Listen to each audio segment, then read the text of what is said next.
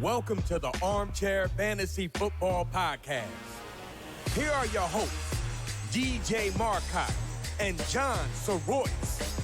Enjoy the show.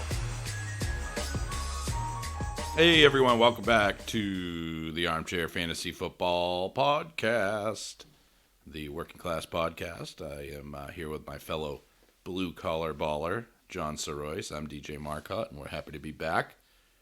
And today is a very special day. The NFL Draft happens today, John. Thursday, day one of the NFL Draft, and of course day two on Friday, and then the finale on Saturday. We also have a little league meeting on Sunday to prepare us for this year's fantasy football season. So a lot going on this weekend. Very exciting stuff.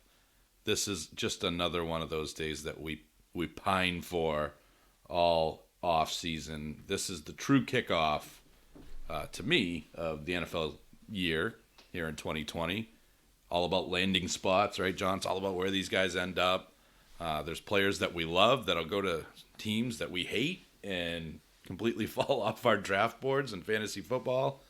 And then the other way around. There's all kinds of fun options and potential landing spots and potential scenarios that are going to play out here in the NFL draft. And I am very, very excited about that. What I'm not excited about is double check. This is Thursday, the 23rd of April, right? We're in April. Correct. So, does that feel like we're in April to you? I feel like we're in the Arctic Circle with how cold it is. With the wind chill, we're talking about the 20s, people. We're not talking about practice. We're talking about the 20s in terms of degrees. Wasn't it just 50? No, that was the day before. Yeah, man. I don't know, but yeah. So, well, Saturday. It's funny, John. Sunday was actually in the 60s. We hit the 60s, so it felt like spring in Maine.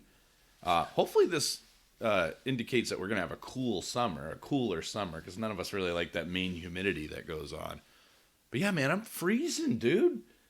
Like, what is going on? You got like a winter jacket. I had to put my jacket on. Like, I'm dying here. My hands are freezing. In the wind chill is just making it even worse. And I heard on the news that we are looking at the extended forecast, John, a potential major snowstorm in May. And here we thought we were going to start in early spring. All signs pointed to that. Then we just had a snowstorm last week. A few inches of dusting, I should say. But we've had flurries the last couple days, too. If 2020 is not a sign of the apocalypse, I don't really know what is, John. If this is not a sign that we better straighten up and fly right in this world, I don't know what else. I don't know what is, man. Like, we've got weird snowstorms in May. We've got a killer virus from outer space. Like, there's so much going on. But as long as I have my fantasy football season, John, I will be happy. And the NFL draft is the first step in that process, and I'm happy about that. I don't know about you. Oh, I'm very excited, but in the element of surprise, these guys are drafted. Like, we are at our studio in the basement, so to speak. They're going to be in their basement too, drafting. Correct. And that's a whole new element, man. I think it's fun and exciting. It harkens back to the old days of the NFL when they were making picks on their rotary phone, dude. I want somebody to break out a rotary phone in this draft.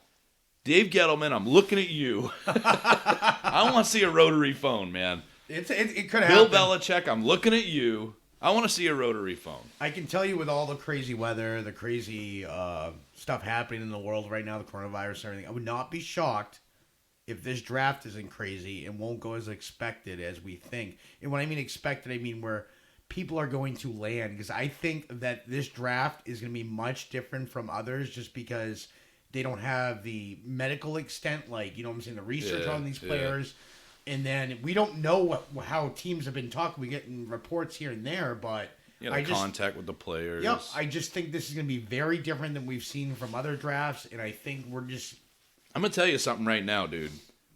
this draft, you know how we call week 1 in fantasy football bizarro world? Everybody gets all excited about some dude that goes off and then he sucks for the rest of the year because week 1's bizarro world, right? It always is. I think this is going to be bizarro draft. I think you're going to see things like Bill Belichick trading up. I think you're going to see things like Dave Gettleman trading back. I think there's just going to be so many things that occur that we don't expect that are completely going to flip the script because if you think about it, there's a lot of teams like New England, their strategies change because their team has changed so much. They need a quarterback. I'm sorry. Jeff Jarrett, whatever the guy's name is, he ain't the answer. Okay? And neither is Brian Hoyer, the third reincarnation of Brian Hoyer, back from the dead again. Those are not the answer. So how do you get a quarterback? You got to trade up, and I think there's going to be a lot of teams that we talked about. Carolina. I mean, there's some news here that will indicate that there are teams that are going to trade back as well. There's going to be a lot of trading back, I think. It's almost like that last pick in the schoolyard and all the kids that aren't very athletic are left, and it's like nobody wants to pick anyone. You know what I mean? And like you said, there's that unknown, that level of unknown. Virtually no pro days, and they're all virtual pro days. And then, it's just the meetings, the face-to-face, Yeah, but seeing video and seeing a live pro, well, not live pro, but a college pro day is much different than seeing it on video. Yeah. Because you can a video can be scrutinized for a way for where it benefits the player. You can take a run in your backyard, you're 40 in your backyard, and say you got a 4.2. Exactly. That. So that's why I'm saying this draft, I think, is going to be what analysts and all these mock drafts, they have people going. I think it's going to be a complete shakeup from what we expected. But wait and see. I mean, it's no different than the weather and everything else going on, but I'm excited, and it all starts tonight.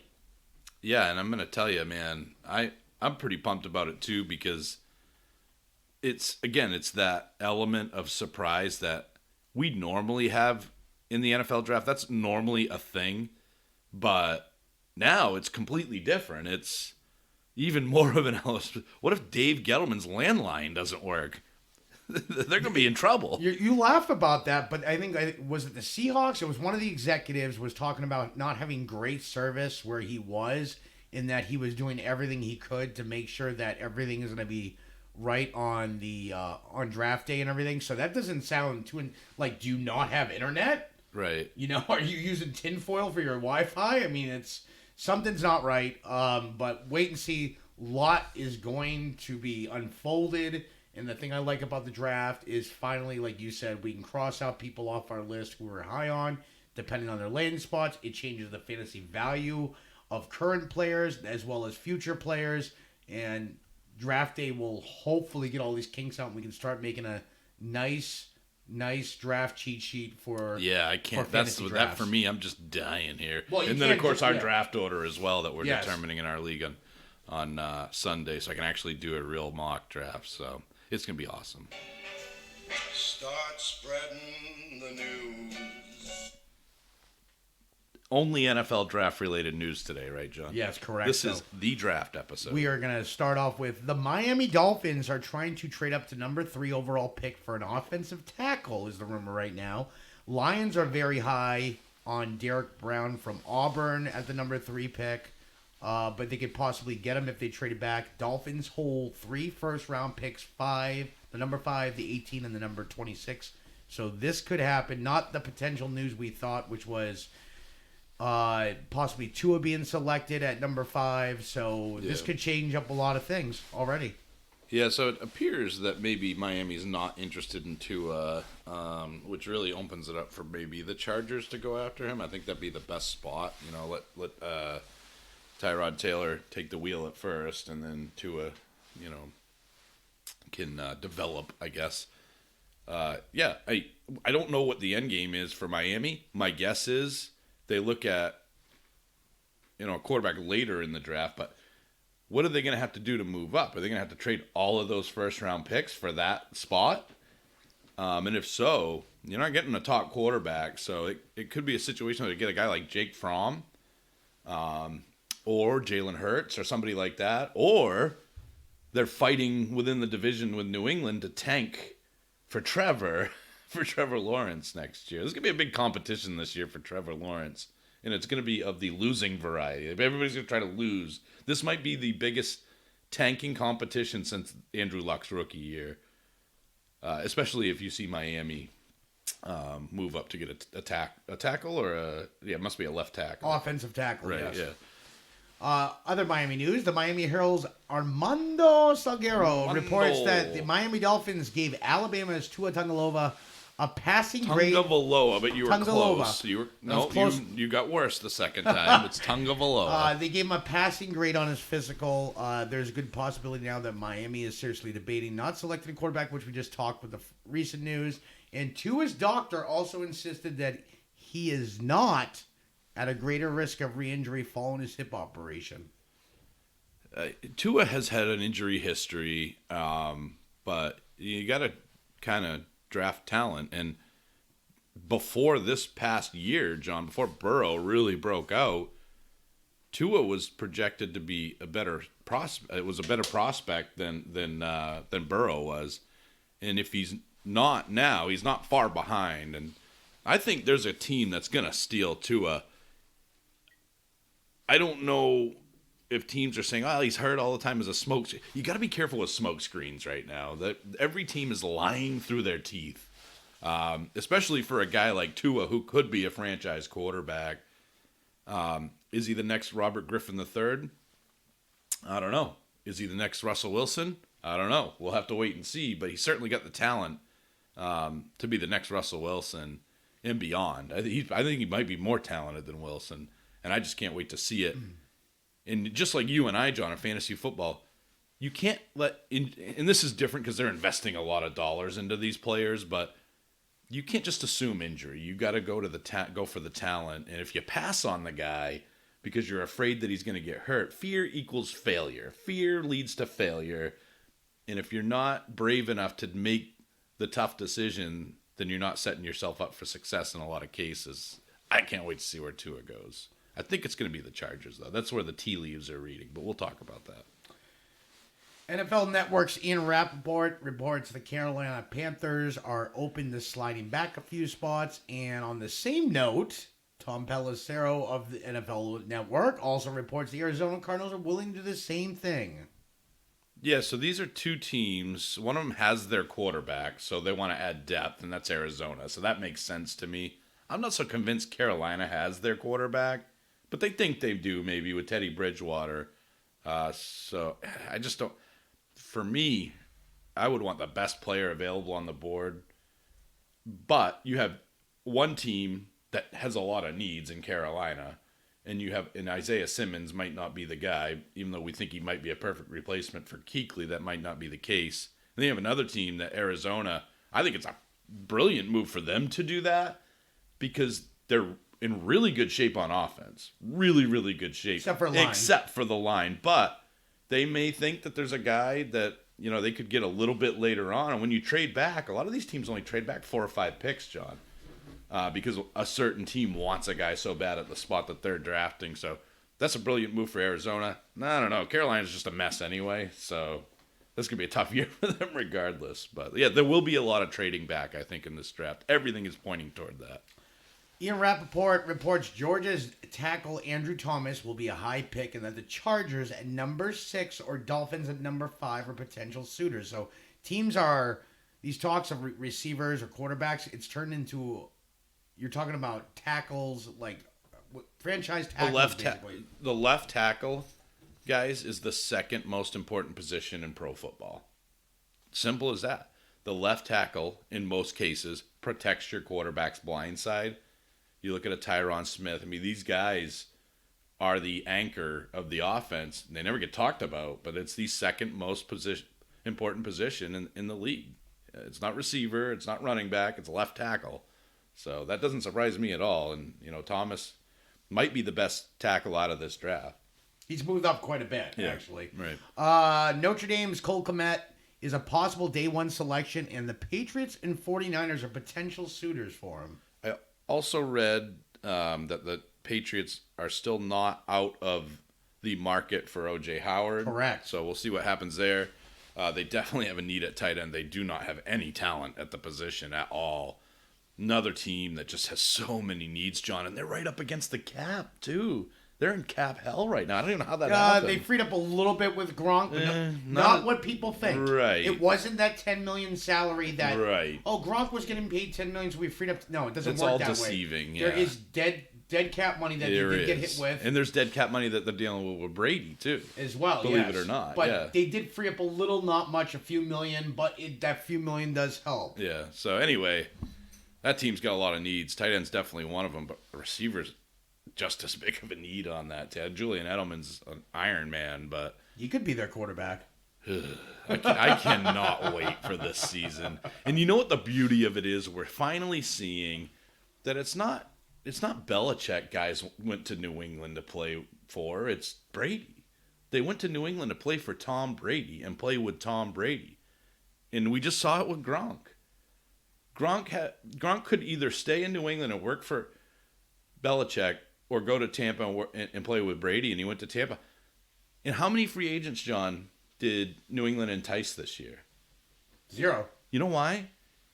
Because arguably, because you got to throw that word out there, arguably the greatest of all time just went to Tampa. So what are you going to go do? You're going to play in New England where there's no Tom Brady and play for an absolute a-hole. Because that's what Belichick is. He's an a-hole to work for and to play for.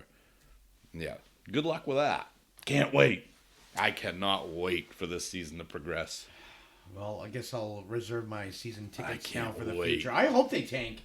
Like I said, I'm a Pats fan. I hope they tank. But welcome, John, to every other team in the league, because you tank and maybe you get Trevor Lawrence, but maybe Trevor Lawrence stinks. And then you're just like every other team in the NFL, baby, chasing that quarterback, chasing that down the yellow brick road, dude. Just like every other team. It's going to be great. Well, I already see Tampa Bay gear around here. It didn't take long. The wheels are already falling off the bandwagon. The one thing I hate about people going, oh, Tampa Bay is going to win it. You guys forget, they had a great run defense, but they were the second worst secondary in the league. Unless they fix that, they're not. But they're a contender now. I don't want to get off topic, but they're definitely you know a contender what I'm saying? now. You can score 30 points, but if your defense is giving up 40, it ain't I'm going to tell you what all the Patriot fans have said over the years, John. Don't be a hater. Don't be a hater. I'm not being a Buck hater. I have not bashed Gronk or Brady. I Don't wish be them a the best hater, of John. luck. Let's move on. Okay. Steelers general manager won't rule out drafting a QB in this draft. Yeah, there might be one that we talk about on our little list here, which I'll get into the details of that. That would be a great fit, I think. Yeah. Why wouldn't you? Ben Roethlisberger, every year you think he's going to retire, and he seems to be getting more banged up every year. So, yeah, you'd be a fool not to at least add a real. And that's the other thing. They have no real backup. They have Mason Flippin' Rudolph and Deputy Doug Hodges. And they signed J.T. Barrett at the end. And none of them are the answer. None of them are the answer. And we saw what happened when Ben went out. You had nothing. It was awful. Oh, and that whole team paid. The Right. whole team. Absolutely. The only thing that didn't pay was that defense, but in a way they did because they were on the field more. Juju Smith-Schuster was, these bad quarterbacks cost him an extension. This team's not even going to re-sign him. Yeah. Because how bad these backups were. So, yeah, that's obviously, I think that's the way to go. NFL Network's Ian Rappaport reports the Washington Redskins have begun receiving calls from teams interested in trading up for the number 2 pick overall. Yeah, I think that's... so Chase Young, the consensus number 2 pick, they're already good at that edge rusher position, so they don't really need him. It makes all the sense in the world. Oh, it does, but a team... But you don't know. Washington's owner, Dan Snyder, dude, that guy he's like the modern-day Al Davis. He could be like, oh, C.D. Lamb, I've heard that name before. I'll take him at number 2 overall. Yeah, but we can see something interesting here, too. We don't know if Washington might trade up for number 1, trade Trent Williams in the number 2 pick for the number 1 pick. I don't think that'd be I don't think so, but you know what I'm saying, though? There is a lot of players that have question marks that possibly could be moved on draft day, like Odell Beckham's been talked about. There's tons of speculation. Yeah, Odell's a possibility. If Cincinnati trades away Joe Burrow, they should just be banned from the league at this point. That would have been the last straw. That there's just never going to be a good team. You know what I mean? But yeah, there's a lot of guys that could be. There's a lot of players that could be traded. And oh man, it's gonna be awesome. Okay, and New Orleans Saints like TCU's wide receiver Jalen Reagor at number 24 overall. We'll see where the mocks have him going. Okay. I think they're good at receiver, but Emmanuel Sanders isn't going to be around forever. So True. What is he? 32, I think. yeah. So add some depth at the position. Traquan Smith's not the answer. So Arizona Cardinals. Traquan Smith might not even make the team this year, dude. He might not make the He team. might not. Arizona Cardinals. Kyler Murray is campaigning for CeeDee Lamb at number 8. I probably would too. Well- But and you mentioned something about him. I don't know. Is he asking for Kirk to be traded, or is the rumors were there? No, were the rumors? general manager. The rumor I read a few nights ago was possibly Christian Kirk going to the Cowboys.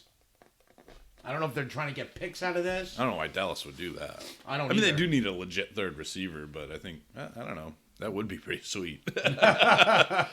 So that's not good news for Kirk, and to me, that really dropped. You're reading between the lines here.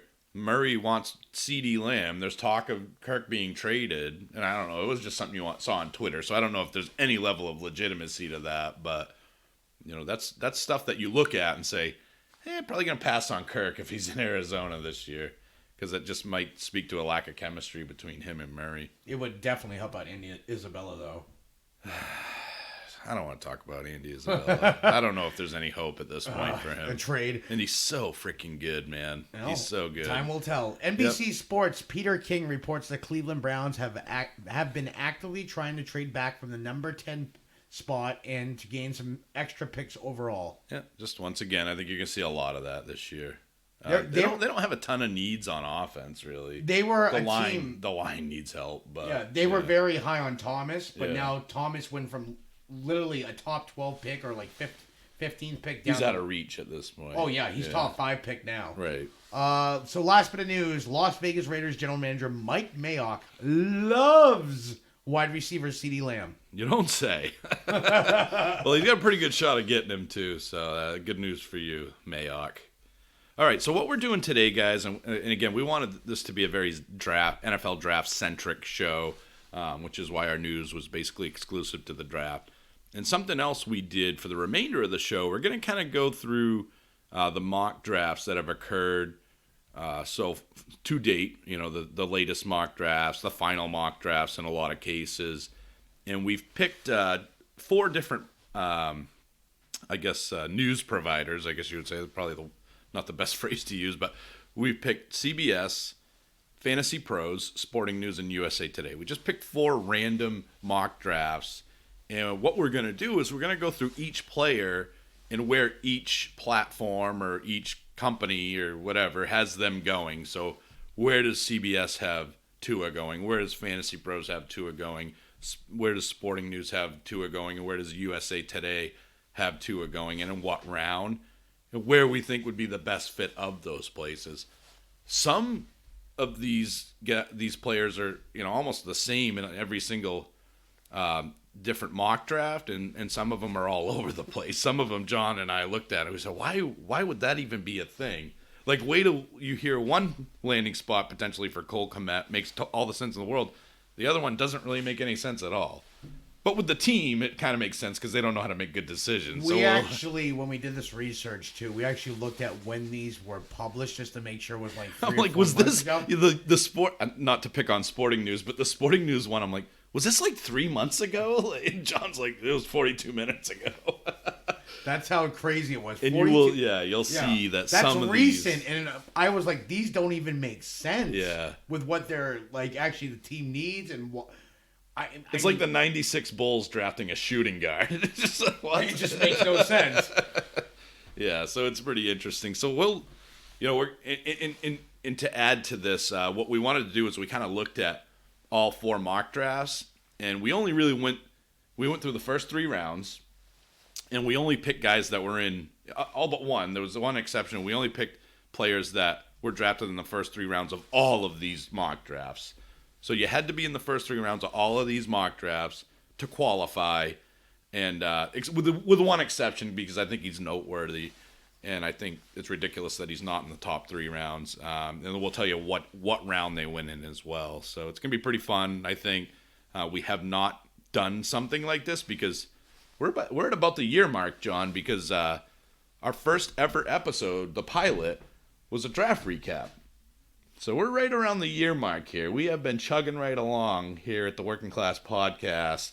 The Armchair Fantasy Football Podcast has been giving you just about a year of good content. I don't have the exact date, but we're coming up on it. Happy anniversary. Almost. So we're going to start with the elephant in the room by the name of Joe Burrow. Everybody's got him going to Cincinnati, John. This guy, to me, he's fantasy relevant right out of the gate. I know we've discussed maybe you're looking at quarterbacks that didn't really have the best first year. Andrew Luck might not have the best first year, although he was fine. It wasn't terrible. Let's talk. Peyton Manning didn't have the best first year. Patrick Mahomes only started a number of games at the end of the first year. But if you look at it, it's really the third year on a lot of these guys that aren't great, and they kind of burn out. Robert Griffin, and not the first year. I think Joe Burrow, we look at the level of talent that he has, and there's one of these drafts where Cincinnati took another receiver. So we're looking at John Ross, a great speedster. We're looking at A.J. Green, a stud veteran. We're looking at Tyler Boyd, one of the best possession receivers in the league, in my opinion.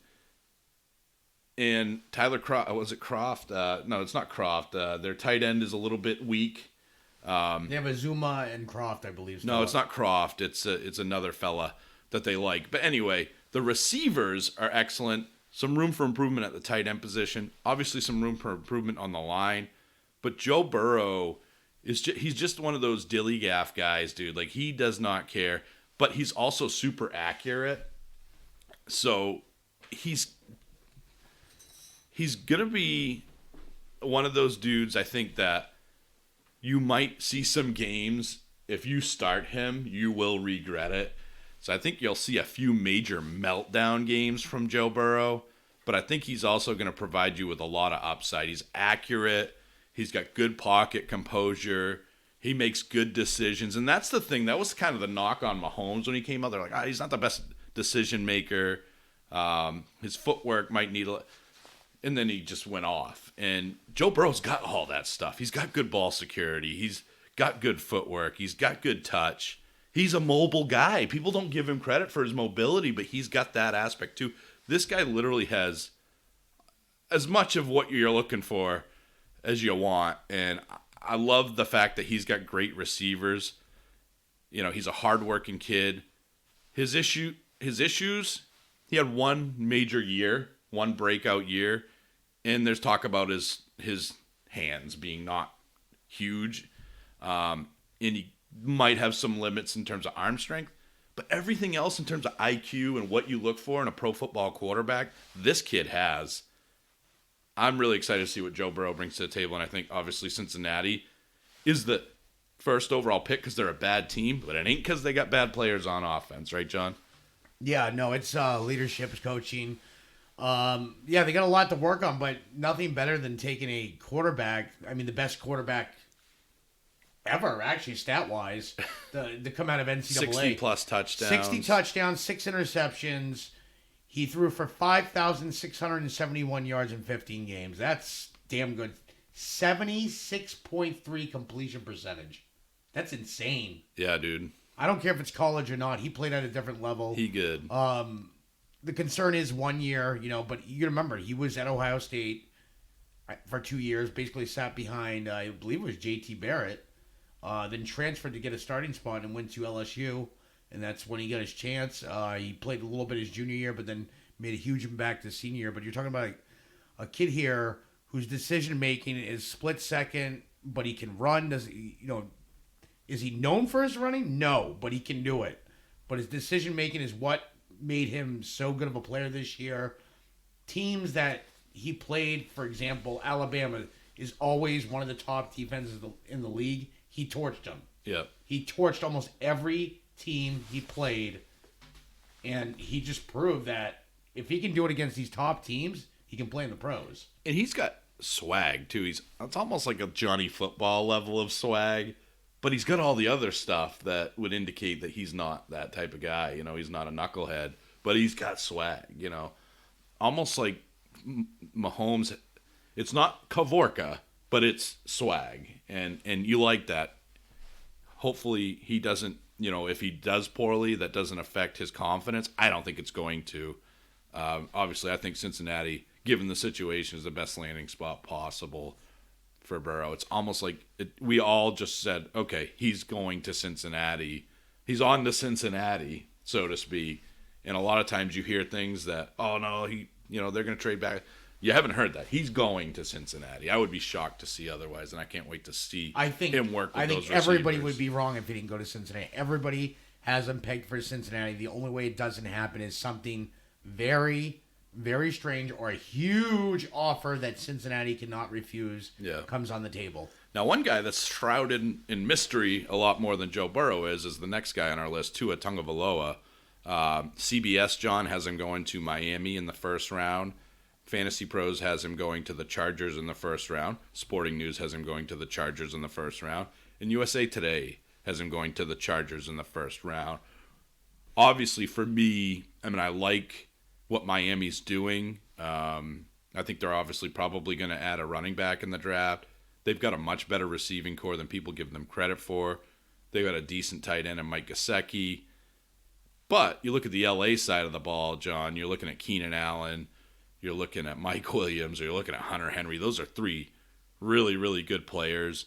And when you're looking at Tua, you're looking at pretty much the same type of guy, John, as Joe Burrow. He's an accurate passer. He's got good instincts.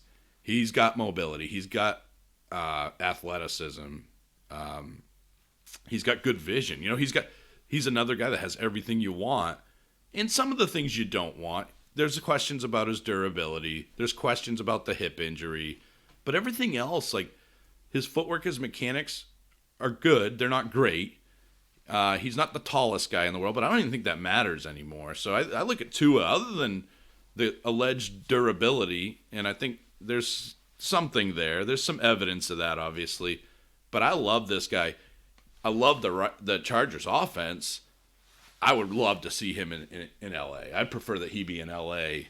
over Miami, where CBS has him projected to go. That's just me. If he goes to Miami, I don't think he starts immediately unless Ryan Fitzpatrick implodes immediately. I don't think he starts immediately in either spot, for the record. I do think Tyrod will start. I think that in L.A. he would start.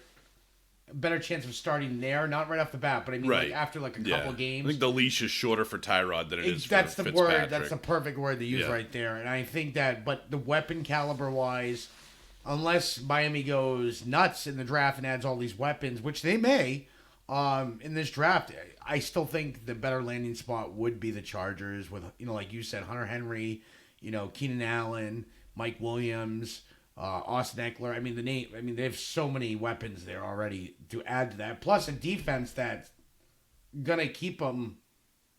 It's gonna keep them in the game this year. Yep. As for Miami, they have a defense that's not gonna keep them on the game so much, so it doesn't put so much pressure on the offense. Yeah.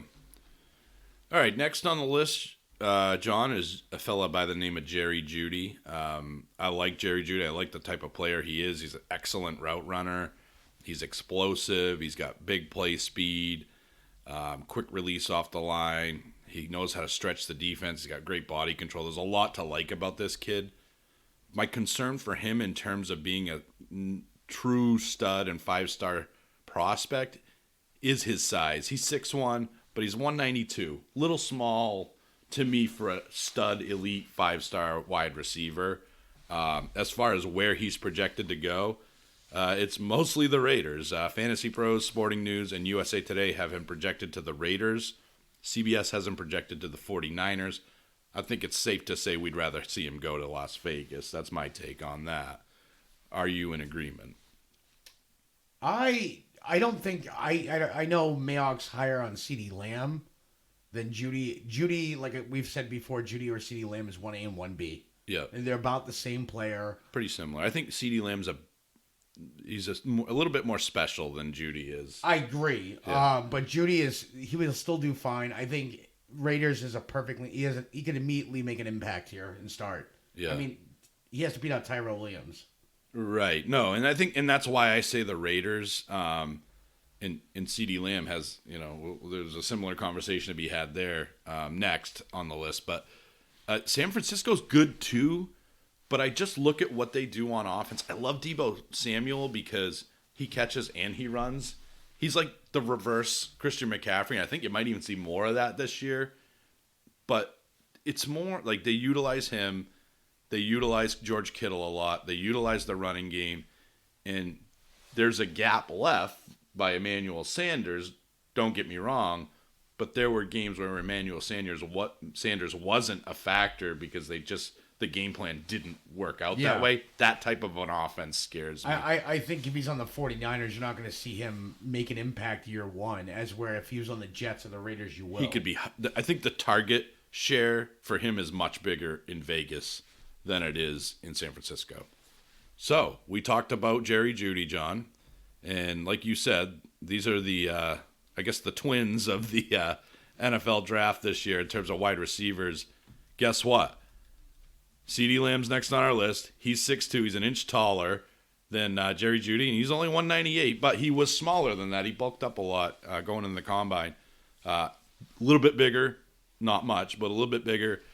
And I think he's a better prospect. I think he's a 4-star. Judy's a 4-star, but I would give Lamb a 4.3 and Judy's at a 4. You know what I mean? So there's not a big difference between the two. He's got better height. He's got great hands.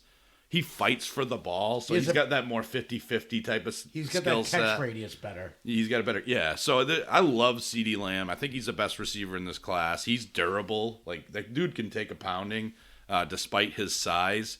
So for me, he's the best receiver in the class, John. As far as where he's going in mocks, CBS has him going to the Raiders. Fantasy Pros has him going to the Broncos. So he's got 4 different landing spots here. He's one of the unique guys. Sporting News has him going to the Jets, and USA Today has him going to San Francisco. Obviously, I think if you look at those teams, I think the Raiders, again, the target share that he's going to earn is the landing spot we'd most prefer. But for you, what's the second best in that list out of the Broncos, Jets, and Niners? Jets. I would agree with you there, yeah. And it's all about target share in fantasy football. So I guess you could argue that the Jets might be a better landing spot than Vegas. Given that they intend to use Jacobs more in the passing game. Hunter Renfrow showed really well. They have Darren Waller, so they have less weapons in New York than they do in Vegas. But you get a guy like Lamb on the Jets, he might catch a lot of double teams. Well, Robbie Anderson's gone, so right. CeeDee Lamb or Jerry Jeudy could step in as the number one immediately. Right. Let's be honest, Jamison Crowder is a possession slot receiver, and that's what he'd be used for. Yeah. CeeDee Lamb would probably be the primary target and the red zone target, if not half the time. So he might get a bigger target share in New York, but it sounds weird, but I trust Derek Carr more than I trust Sam Darnold. I just haven't seen it yet in Darnold, and I don't think we're going to. I mean, they haven't really put him in a great position to succeed, but I don't think we're going to see Darnold break out. I know you dumped him in Dynasty, and I picked him up, but that's a starting quarterback. I have so many but that's a starting quarterback. So I'm being a bit of a hypocrite, but I think I'd rather again see Lamb go to Vegas. But let's say Jerry Jeudy, who picks before? So the Jets. Let's say the Jets take Lamb, and then you could see Jeudy go to Vegas. I think those would be the 2 best landing spots for either of those guys. And when people hear the Jets, are like, really? You want to go to the Jets? It's all about opportunity. Yeah. Whereas I agree with you, the 49ers, there's not that opportunity. First of all, you have a 5-headed monster at running back now, or 6, however many running backs they have. You have George Kittle, the potential of them adding another tight end, if they do, with a lot of talks of that.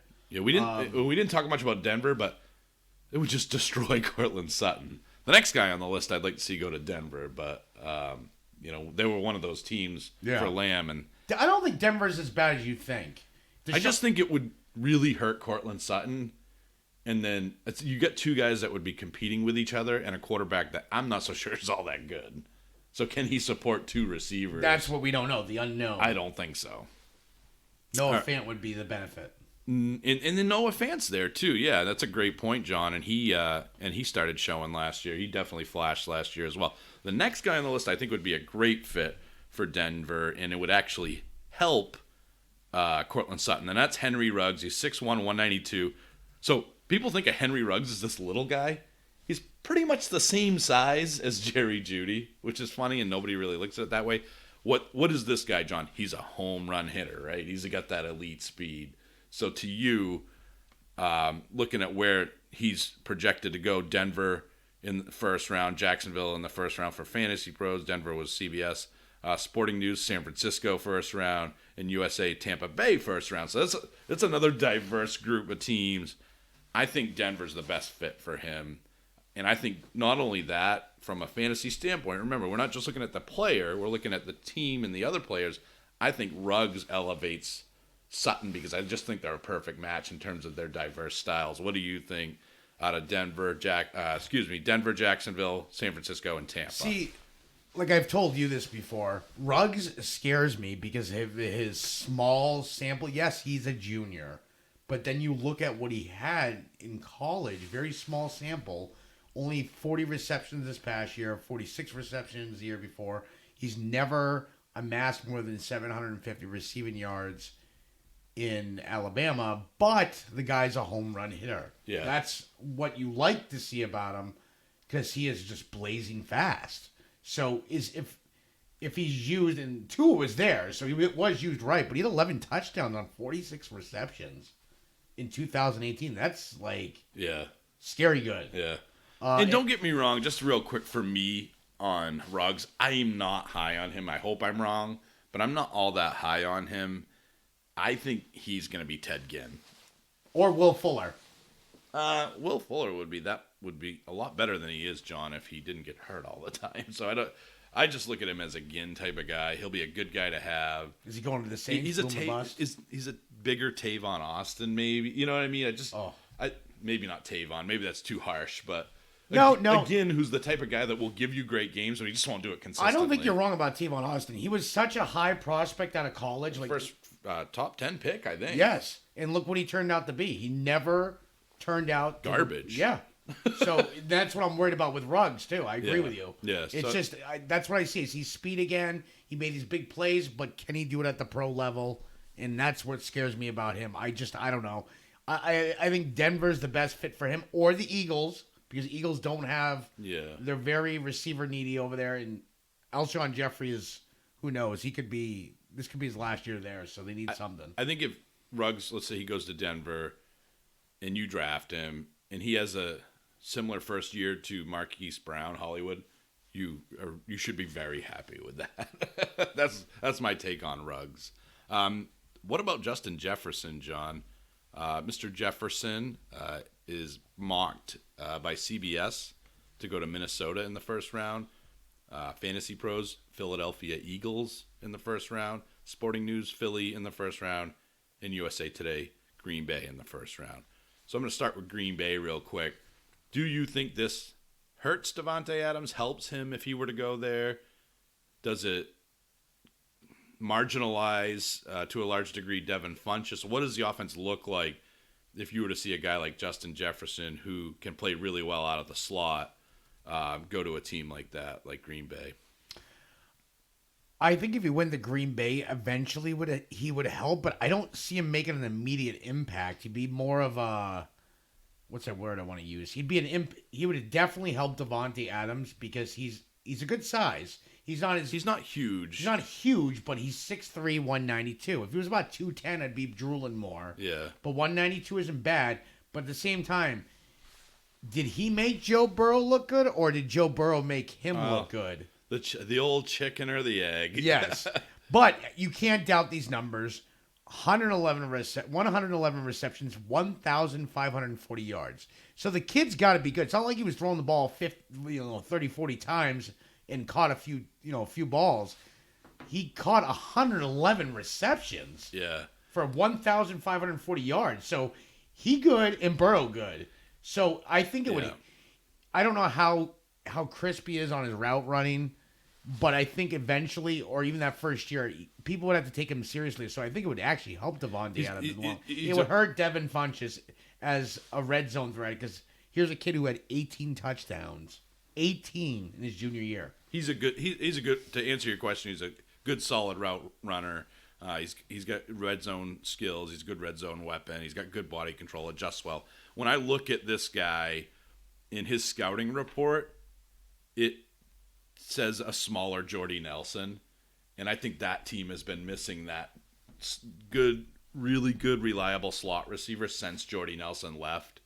So to me, Devontae's Devontae. He gonna get his. That he's the king of that castle. Devontae can go anywhere. That's what's good about him. He can play the X. He can play the slot. He's such a universal receiver, and he's the primary target. Devin Funchess, another big target. But he's more a red zone threat. Right. What do they have in the slot? They don't have anything.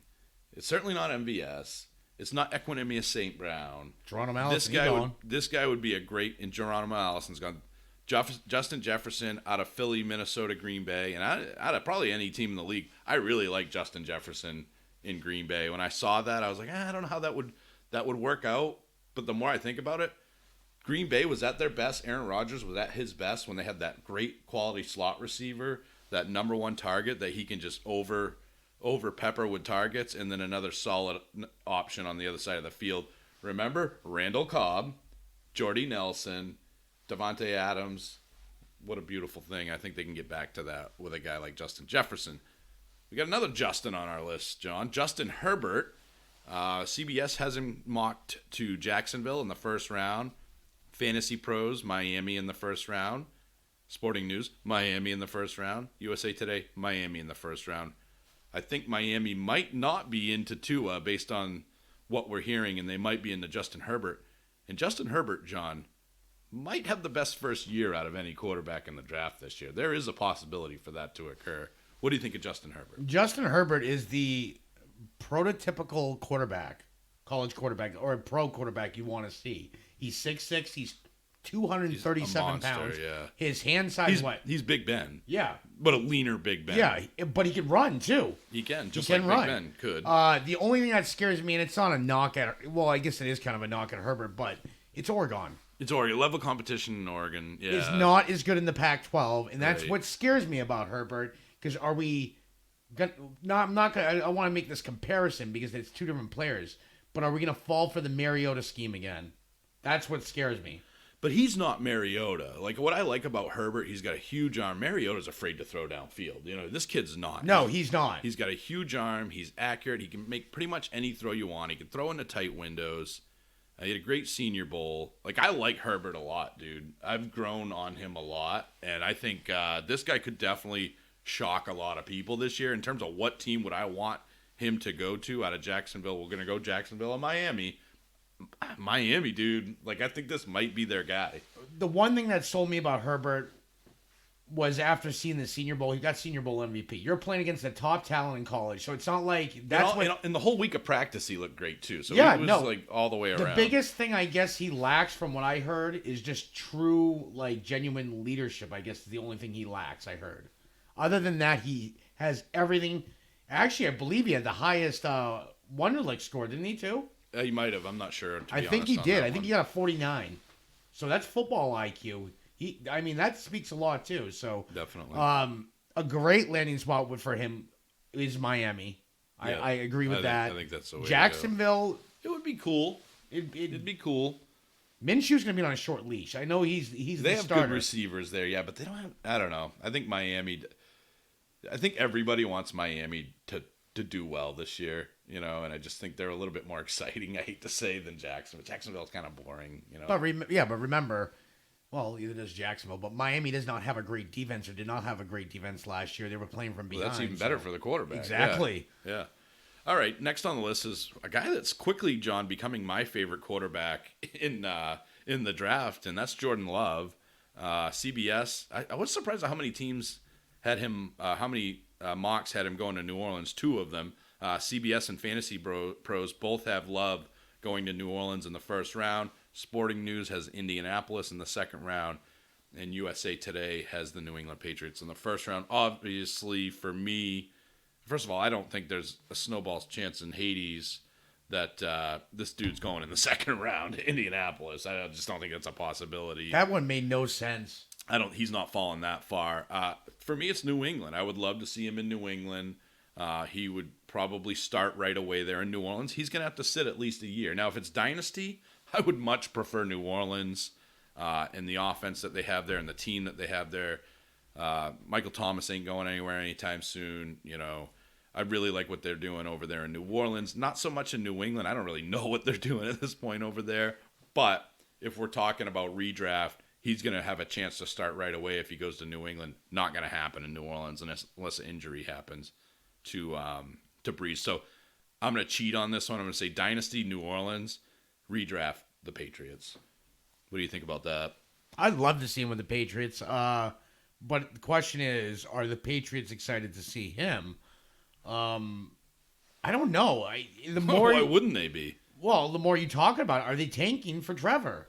Maybe. We'll see. In this draft, I have never gone in, just to kind of, sound off on that, John. I have never gone in to an NFL draft knowing so little, having so much. It's like when Yoda said the force is clouded. Yeah, because look at the matter of a month where they had people, mocked. Now, look how much just even changed in 1 week. Love has been pegged for the Patriots by multiple analysts. Now it's jumped to the Jets and not Jets. I've been Saints and Colts. Yeah. So I'm not saying some of these analysts aren't making good calls, but some just don't make sense either. But I love the intangibles when it comes to Jordan Love. He's 6'3", 223, so he's a good-sized guy. He's got good arm strength. I feel like there's a little Kavorka there, John. I really do. Like a little glimmer of Kavorka. Like he might have brushed up against Pat Mahomes one day, and then like some Kavorka got on his jacket, and then it just kind of, it was like the Venom symbiote. It just kind of got on him and merged with him. I think he's definitely not polished, but he's got incredible athleticism. He's got incredible mobility. He's got a cannon for an arm. He can place the ball in the right spot. He's got a decent pocket presence. He's hard to take down. He's a project. He's got a lot of upside. He does have accuracy issues. He does have poor field vision at times. He does make bad decisions at times. But I feel like when you look at his scouting report, you're looking at Pat Mahomes' scouting report. And look how he turned out. So as far as where he's going, yeah, like I said, for me it's a split thing, and I cheat a little bit on it, but I can't wait to see Jordan Love in action in the NFL, John. I don't know about you. I just landing spot is what it determines for me, but I love to see him to go to the Patriots. What would your ideal landing spot be for him? Patriots. It would be. It's out of any team in the NFL, you would prefer that. I'm not sold on Stidham, and I'm a Pats fan. Oh, why would you be? The guy's trash. So I want some. I don't want to break your heart there, but there's no hope. As a Pats fan, I want some type of insurance, and my insurance is not Hoyer. It's not. No, At least if it's Jarrett to start and then Jordan Love to come in, I feel a lot better. I don't feel good if Jarrett fails and then we have Hoyer and nothing to back that up. Yeah. So that's what scares me about having him. So I mean, Jordan Love would be great for a project. You know what should scare opposing defenses about the 6'4", 215-pound T. Higgins, John? The guy can leap. He can get 50-50 balls. He can box out. He's a red zone threat. He's got great hands. He's got great body control. He's tough to cover on the sideline. He's a really, really good player, but he doesn't really get a lot of the buzz that the guys like CeeDee Lamb get, John. He's not a burner. But I really like what this guy brings to the table. He probably needs to be a little bit more physical in the NFL, but I think T. Higgins could be a sneaky rookie wide receiver this year that might surprise people depending on the landing spot. Where do his landing spots project to? CBS has him to the LA Rams in the 3rd round. Fantasy Pros projects him to the Vikings, as well as Sporting News, also the Vikings in the 1st round. In USA Today, the Jets in the 2nd round. The Rams don't make a ton of sense to me. Not with Josh Reynolds, Brandon. I think they have a really... Josh Reynolds, Cooper Kupp, and Robert Woods there. But I like what he is. He's not fast, but he's a mismatch. And I think there's a huge gap in Minnesota. I think that's a great spot for T. Higgins. To me, that's where I'd prefer to see him. Who's his competition in Minnesota? It's Thielen, and who's a completely different type of receiver. They could move, like I told you before, they moved Thielen out to the outside, but they could move Thielen back to the inside in the slot. That's where he should be. But they moved them out. Have Don Beebe's kid there. Chad Beebe. Yeah, and I don't know. There's not much. Oblasi Johnson? Oblasi, yeah. There's not much there at receiver, so I think T. Higgins could slide right in there and be a viable target right away, right out of the gate. What about Cole Kmet, John? Tight end. CBS has him going to the Patriots in the 3rd round. And then Fantasy Pros has him going to the Patriots in the 1st round. So the Fantasy Pros thinks the Patriots are going to be a little bit more eager. I'm not so sure they go after a tight end in the 1st round. It's a possibility. And then Sporting News and USA Today, John, have Cole Kmet going to the Jimmy Graham and Demetrius Harris Chicago Bears. And that's the one that was literally published like an hour ago. And they had Trey Burton, too. Yeah, so it just doesn't make sense. Why would they sign Jimmy Graham if you're going to go draft a tight end? Yeah. I get, rookie tight ends don't develop your first year, but why Jimmy Graham and Demetrius Harris now you draft? It doesn't make sense. They have offensive line issues there. I see them going offensive line for their pick. It just makes no... I know tight end's part of the offensive line, but let's be honest. It's not what they need. They need a tackle. They need a guard, a center. They need a lot there. Kmet, to me, makes sense with the Pats. New England. If you can get Love and Kmet in the 3rd round, like he's projected at CBS, that's a rebuild right there. That's a legit rebuild. You also got to remember, Pats have 12 picks in this draft, so they could combine some and move up. Trade up. Yep. And trade up and get, let's say they get Love in the 1st, trade up in early 2nd or possibly late 1st with some of their picks, they get Cole Kmet as well. So out of those two, it's easy. New England would be my preference. If we look at a bigger scope in the whole league, you guys are hearing me say this a lot, but Houston needs a good tight end option. I think that can round out their offense or really help Deshaun Watson. So I think Houston would be smart to go after a guy like Kmet. But I wouldn't mind him going to the Patriots either, especially if they get a real quarterback, which they do not have right now.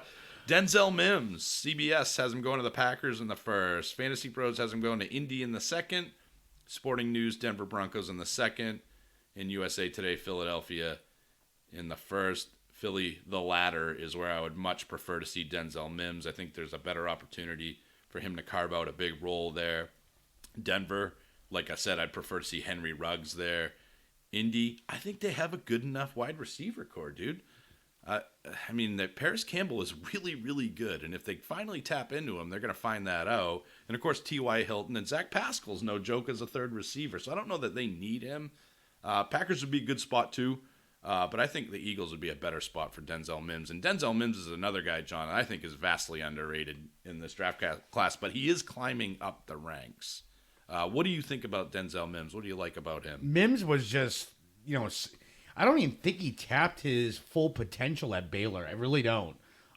His catch radius was amazing. He just made like acrobatic catches, and I'm not even saying like lucky catches. It's because he put himself in that position, and he's just shifty and fast. What do you think I like most about Denzel Mims, if you had to take a stab at it? His size? It starts with a Y. Yak. Yak. He's got that yak attack. And that's one of the things I look for most in a receiver. At the top of that list is yards after the catch ability, run after the catch ability. And this dude's got it. He reminds me of a smaller DeAndre Hopkins. Not as dominant, but I think I like this kid a lot, man. But his size, he's 6'3", 215 pounds. He's not small. He's not tiny. No. But I've got him at 206. I don't know where you're getting 215, but I've got him at 206. I got him at 215 here. But anyway, I like him a lot. For me, I'd love to see him in Philly, but I wouldn't mind seeing him in Green Bay either. That's a neat spot too. But we can't have too many receivers going to Green Bay. I still would prefer Justin Jefferson. I think he's a better fit for that offense. Let's finally talk about some running backs, man. I know. I feel like there's none. Actually, do you have any projected for the 1st round? The draft pundits hate running backs, and I don't know if we have any of them going in the 1st round. They just never project running backs in the 1st round, and every year there's 3 to 5 running backs that go in the 1st round. We'll talk about Jonathan Taylor first. There's a couple of mocks that have him going to Pittsburgh. CBS and Sporting News have him going to Pittsburgh in the 2nd round. And if you're looking at Fantasy Pros, they have him going to Detroit in the second round. Agreed. And then USA Today have him going to the Saints in the second round. So that makes no sense. Those two just boggle the mind. Like, you have Latavius Murray. You have Alvin Kamara, one of the best running backs in the league. Why would you add Jonathan Taylor? It makes no sense. However, Sporting News and CBS might be onto something because James Conner is not the guy. I think Pittsburgh knows that.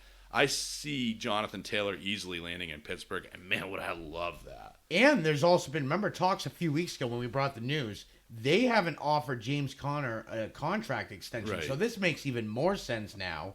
His injuries this year prove that maybe he's not the lead back there, and a Jonathan Taylor, they might get back to their roots of Le'Veon Bell days here. Yeah, the knock on Taylor is, he's got a lot of tread on his tire. I get that. But that also shows that he's durable.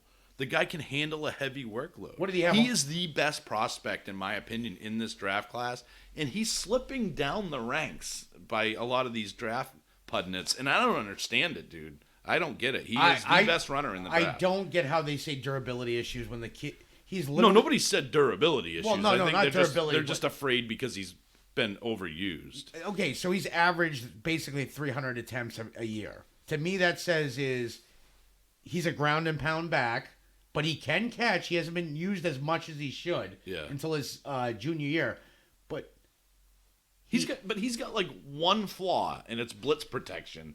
Everything else he's good at. So no, you put a fullback in there to help. Right. I would love to see him go to Pittsburgh. You're talking about a kid out of college here. Okay, you say that some people have okay freshman year. This kid is a freshman, had 1,977 rushing yards. Right. As a freshman, that was his worst season, guys. Yeah. That was his worst. Yeah. He averages 2,000 yards rushing for his freshman, sophomore, and junior year. His worst was his freshman year with 1,977 rushing yards. That's disgusting. And every other year, sophomore was 2,194 rushing yards. Junior year was 2,003. How can he not be the number one running back prospect? It boggles me. Well, DeAndre Swift might have something to say about that, John, and he's the next guy on our list. DeAndre Swift is mocked by CBS to Tampa Bay. Don't get much better than that.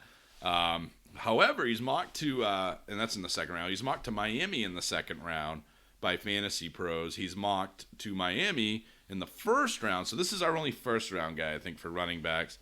And that was by Sporting News. And then USA Today also has him to Miami. But how would you not want him to go to Tampa Bay, dude? Like, he's the missing piece of that offense. He's a pass-catching back. Taylor, Yeah, he's the missing. He can do it all. He's a three-down back, much like Taylor is. There's no question about that. With Allaire, the next guy we're going to talk about, he's not necessarily a three-down back. I think he can be, but that's not. You don't look at him and say that dude's definitely a three-down back. With guys like Swift and Taylor, that is, I would love to see DeAndre Swift go to Tampa Bay. To me, there's not even any question about it. How about you? I would like to see Swift to go to the Dolphins. Would you over Tampa? Yep, Jordan Howard. I think that. Well, there's competition with Howard there too. Ronald Jones is. But Jordan Howard can't catch. Ronald Jones can't catch. Just so you know that too. But you know what else he can't do? He can't pass protect. You still got the boogeyman in Tampa. Yeah, I don't think we have to worry about You still got the boogeyman in Tampa. Who's in Miami? Patrick Laird. That's who I'm talking about, Patrick Turd. Jordan Howard. I mean, Jordan Howard can't catch, but I think you look at Swift, you get a guy that just owns that backfield. And if he goes to Miami, he's going to have to share it. But I will say this, though. We're moving on. Tampa's not bad. We're moving on. You say Miami, I say Tampa. This is one of our favorite guys, John. I like this guy to Tampa. And he has slipped a little bit down the list. But the Fresh Prince of Bel-Air is back on the Working Class Podcast. And he's got a few options as to where he's going. What I do like about Clyde Edwards-Helaire, and I think John prior, like way back when, we go in the way back machine, we were talking about Helaire being a perfect fit for Atlanta and what they do there. Then Todd Gurley arrived. However, there are some options. Miami is an option. That's where CBS has him mocked in the second round. You'll be happy to know that he was mocked to Tampa Bay in the second round by Fantasy Pros. The drunks over at Sporting News have him mocked to Atlanta in the second round. I think That's why I was like, is this a 3 month ago mock draft? Like, what's going on here? And then, of course, Tampa also, USA Today has him going to Tampa in the 3rd round. I don't know if that might be a possibility, but I like Tampa. I would just I look at Clyde Edwards-Helaire, and all I can think is Kansas City Chiefs. That's all I can think, dude. I just think he's so perfect for what they do there. But it doesn't look like that may not be the case. But Tampa, now that TB12 is there, he could play the James White role over there. But I want more out of him, John. No, I get that, but I'm saying he could play that James White role in Tampa immediately. I love James White and what he does. He's a nice wide receiver. Nice. There we go with these guys that catch the darn ball all the time. He's a great RB3, and I think he might be again this year. I think he's got the potential to be a great RB3 again this year. But for me, I want more out of Clyde Edwards-Helaire than that, dude. I think he's got the ability to be a number 1 running back. And I'd love to see him go to Kansas City. But if I got to pick between these teams, I would agree with you. Tampa would be a good landing spot. All right, Brandon Ayuk, or Ayuk, depending on who you talk to. CBS has him mocked to Philadelphia in the 2nd round. Fantasy Pros to the Jets in the 2nd. Sporting News to the Colts in the 2nd. And USA Today to the Baltimore in the 2nd, which you kind of balked at initially. I actually like that. I like Brandon Ayuk to Baltimore. I don't think that receiving core is as good as you say or think it is, John. Hollywood Brown's got some skills, but Willie Snead was a nice little possession receiver in his prime. He's not even in his prime anymore. And who's the other guy? Miles Boykin. Miles Boykin is more like Miles Bustin because he has been a huge bust so far in his young career. I guess when you put it that way, it kind of makes more sense. But Boykin... Bustin'. Is he He's busting 1 or year. Boykin? That's it. Yeah, I know. You got to give him a chance. He could explode this year for all we know. He could. So out of those teams, where would you like to see this young man go? The Jets, Philly, Indianapolis. You see the teams that are going to be looking for wide receivers this year. It's almost like just 5 or 6. Jets or Philly are probably the 2 teams he has the most opportunity to make an impact. Jets scare me because, like you said, Darnold, but they don't. They have Jamison Crowder. Let's get exciting here. A little wild card action here with one Mr. Jalen Hurts, a guy I like a lot, dude. I think this is a sneaky good pick. This could be the Terrell Pryor of the 2020 draft, or this could be the Russell Wilson of the 2020 draft. I like what this kid brings to the table. He is the one exception that was not mocked in all 4 mock drafts. He was not mocked in USA Today. Shame on you guys. He was mocked to the... These are exciting landing spots, by the way. I like all 3 of these. He was mocked to the New England Patriots by CBS in the 3rd round, to the Pittsburgh Steelers by Fantasy Pros in the 2nd round, and to the Las Vegas Raiders by Sporting News in the 3rd round. I think I like Pittsburgh out of these 3. The thing with Hurts, though, again, I'm gonna cheat here. Dynasty, it's Pittsburgh, I think, easily. But right now, it's either New England or Las Vegas. I don't know. Help me out on this one, John. I'm liking... The thing about Jalen Hurts is, yes, you look at his college numbers. They're not like eye-popping. He did get replaced by Tua over at Alabama, then transferred to Oklahoma, but had a good year in Oklahoma. Nothing to be ashamed Great about. athleticism. Yep, he has great athleticism. He's 98th percentile in yards per average. And I'm looking at his player profile Yards per right now. attempt, I think. His QB rating was 95th percentile. Yeah. His 40-yard dash, 95th percentile. Yeah. Burst score, 92nd percentile. He's not bad, but he also really brings good. that element of... What scares me is he just like RG3? That's what scares me. Some would say the same about Kyler Murray, and I think everybody's high on Murray. You know what I mean? I like Hurts a lot. It depends on the system he's going to enter. I think if he entered a New England, you're not going to see that kind of bust potential there because they're not going to use him like a Robert Griffin. I'm not boosting.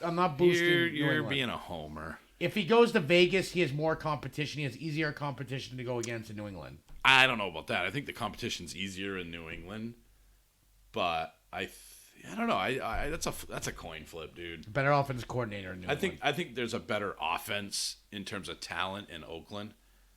We'll see how good that offensive coordinator is without Tom Brady there, pal. We'll see how that Draft works hasn't out. happened We'll yet. see how that works We don't know out. about any trades Yeah. yet. We don't know if anybody's going to get signed yet. We'll wait and see. We'll move on from Mr. Wait Hurts. and see. Cam Newton could be the starting quarterback for all It's a we know. possibility. It could be Jameis Winston. Who knows? It could. Jalen Reagor's next on the list, John. New York Jets in the second round, according to Fantasy Pros. According to CBS. According to Fantasy Pros, San Francisco in the second round. Cincinnati Bengals in the second to the guy that was tipping back the whiskey at Sporting News, and the Minnesota Vikings in the second round for USA Today. Why would Cincinnati draft it? I just don't understand. That one makes no sense. If anything, they're going tight end. That one. I just don't get I that. don't. That one, I don't know. Some of their picks baffled me. I know. It's just like, what are we doing here? But I do like the San Francisco landing spot. I do like the Minnesota landing spot, and I do like the Jets landing spot. For me, I guess I'd probably say, geez, man, like I don't know. I guess because Adam Gase is in New York, I gotta go with Minnesota by default. But I don't love their offense either. They're a heavy run offense. Yeah, man. I'd rather see, looking beyond these four teams, I'd rather see Jalen Reagor go to a team like Dallas, like to be a third receiver in Dallas. You know what I mean? And a truly high-powered offense. Play their slot receiver. Right. I would rather see him. I'd rather see him go to Kansas City. You know, I hate that's kind of a crowded wide receiver core, but a player like that, I just want to see go to a high-powered offense. Seattle might be a good landing spot. I don't like any of these. Washington would be perfect, but they're not going to draft him. Yeah, and I don't know if Haskins, from a fantasy standpoint, if I trust him all that much to support more than McLovin. But we know McLovin's going to be good. So, yeah, Jalen Reagor, those four landing spots, I don't really like any of those. Send him to Dallas. That's my default. Just go to Dallas. Let's go to Dallas. Zach Moss, running back. Not a lot of running backs on this list. CBS had him going third round to Detroit. This I like. Fantasy Pros, my guys over there, they got my back on this one. Seattle in the third round. Zach Moss to the Kansas City Chiefs, according to Sporting News. I do like that one in the second round. And then another one that we really don't care for much, but it might happen, is USA Today has him going to Buffalo in the third round. I don't want him in Buffalo. I don't want him in Detroit. We don't want that, right, John? No. Neither of those are good landing spots. So between Seattle and Kansas City, what do you like there? I like Seattle because of the opportunity he has. I think he more has to beat out Penny than he does Carson. But there is opportunity there as well as Kansas City.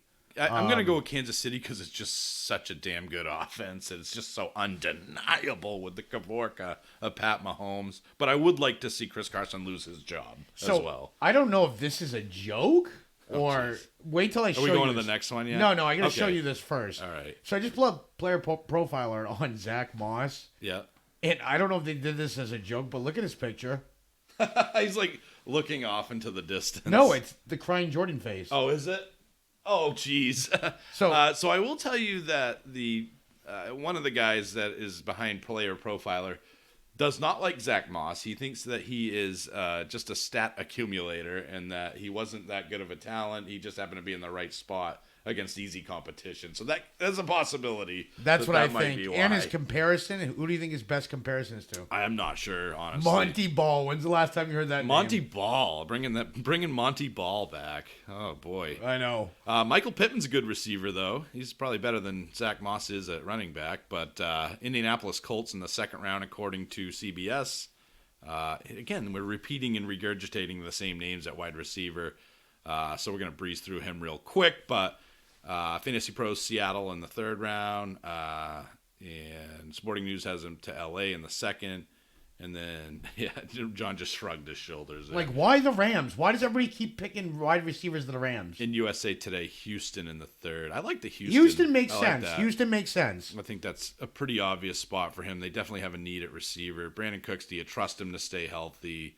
As well as Will Fuller. And they're going to need a lot of different ways to replace what DeAndre Hopkins does for them. So, and yeah, you're right. Fuller isn't very durable as well. And frankly, neither is Kiki UT. So they don't have any receivers that you can guarantee are going to be out there. And Randall Cobb's not that durable either. So good luck with all of that. Let's send Michael Pittman over there to Houston. Oh, your favorite, John. He still is my favorite. Give it to me. Who is he? LaVisca Chenault Jr. LaVisca Chenault. It's like a fine wine. We have waited to pick his name out of the list. Where do you think he's going? I want him to go to Green Bay. That's where you want him to go. I want him to go to Green Bay just because LaVisca Chenault with La Fleur. That's the only reason. And I think it'd be a good fit for that team as well. Yes. I do like that a lot. He is not mocked there by any of these mock drafts. Looking at CBS, they have him going to Seattle in the second. Fantasy Pros has him going to Washington in the third. Sporting News has him going to Miami in the second. And USA Today has him going to Indy in the second. I like the Miami spot here a lot. I think Washington... I like it, but again, when we're talking from a fantasy standpoint, Preston Williams, we don't know if he's going to be ready right out of the gate. Ryan Fitzpatrick, love him or hate him, chucks that ball, dude. He'll throw it around. He ain't afraid. I'd rather see him in Miami than Washington. I think there's not enough pieces of the pie in Seattle, although I do love Russell Wilson. I think he's going to bounce back huge this year. I think out of those teams, I would say Miami's the best spot for LaVisca Chenault. Miami's got a definite chance. I don't know. I don't know why these teams keep. Even the Eagles would be good, but I don't think they're going to go higher up than where he's going. Yeah. But definitely the kid's got some opportunities, and his draft status has fallen because of the whole core surgery. But he's 100%. Yeah, this guy's. And that's legit. what a lot of people don't know. I don't know if we know, the scouts should know, but. His status has dropped because of that core surgery, but he is 100% healed from it. I guess the question from a lot of NFL executives, yes, he is healed, but I guess they want to see how he adapts, and they have no way of knowing that yet. Yeah. So, but the kid was amazing in college, and a team that I think gets him is going to make an impact. But like you said, it's opportunity. A team like Washington, I don't think he has that opportunity with Haskins. Can Haskins support two receivers? Yeah. Don't know. Eagles need receivers. Colts don't need receivers. I don't know. Some of these analyst pick, I'm just sitting here baffled. I don't You're know. rambling right now. Because I'm mad. I'm mad about some of the But picks. LaVisca Chenault, I like him a lot. I think it depends on who you listen to. Some experts say that he's got the biggest bust potential out of any wide receiver in the class, and some say he's the most NFL ready in a lot of ways. Out of a lot of the receivers in the class. So we'll have to wait and see on that. But I like what Chenault brings to the table, and I'd be cool with Miami, but like you said, a great landing spot would be Green Bay, and you've repeated that over and over again, so we'll see if you get your wish on that one. I hope so. Cam Akers, John, going to Baltimore, according to CBS, in the second, going to Buffalo, according to Fantasy Pros, in the third. I don't think we like either of those, right, Nope. John? Going to the Chargers, according to Sporting News, in the second. And I could see that. I could see that, yeah. And going to the Chiefs, according to USA Today, in the second. I think the Chiefs we got to take out of the equation because what running back don't we want on the Chiefs? Kansas City is a perfect landing spot for any running back. Period. Right. So we're gonna take them off the table right now. But LA, I like that a lot because I don't think they're going to use Austin. I think they're going to use Austin Eckler how they always have. They're going to use him a lot in the passing game. He's not going to be a workhorse back, and he's going to do fine for you in fantasy. He'll probably see some regression this year. Cam Akers is a guy that can fill that Melvin Gordon role perfectly. And Cam Akers, John, really provided some good numbers against such a bad offensive line. Like the fact that he performed at all. And he performed well, and he was efficient on a terrible offense with a terrible offensive line. Imagine if he had, a little bit of protection out there, how much better he could have been. I think Cam Akers is one of the most underrated running backs in this class, maybe the most underrated running back in this class. I'd love to see him in L.A. Baltimore and Buffalo, no, don't do that. Don't ruin Devin Singletary. Justice and Baltimore's Hill, got enough running backs. Justice Hill, Ingram, Gus Edwards. Gus Bus, yeah. Yeah, there's no Gus Bus. Even if Ingram went down, Gus Bus is the clear starter. Justice Hill would be Justice Hill's got a lot of skill too. Yeah, so if Akers went to Baltimore, he's sitting for a year or 2 years. I really see that happening. I don't think Akers, like you said, he's so underrated because of how bad of an offensive line and his team was this year in college. So he's a sleeper, I think. And if he gets the right fit, like L.A. Chargers could be a perfect fit for him here. Like you said, it'd be a 1-2 combo of Eckler and him, and he can easily beat out Justin Jackson. Yeah. All right, we got one more. You say he can easily. They say they like him, Justin Jackson. I don't buy it, smoke screen. I don't buy it either, yeah. So the last guy, J.K. Dobbins. There's a team on here that I love, the landing spot. CBS has him going to Buffalo in the second. No, please no. Leave Devin Singletary alone. Fantasy Pros has him going to the Rams in the third. Sporting News has him going to the Buccaneers in the second. And USA Today has him going to Tennessee in the second. Out of those three, Rams, Bucs, Tennessee, which one do you think I would really love to see him go to, John? Bucs.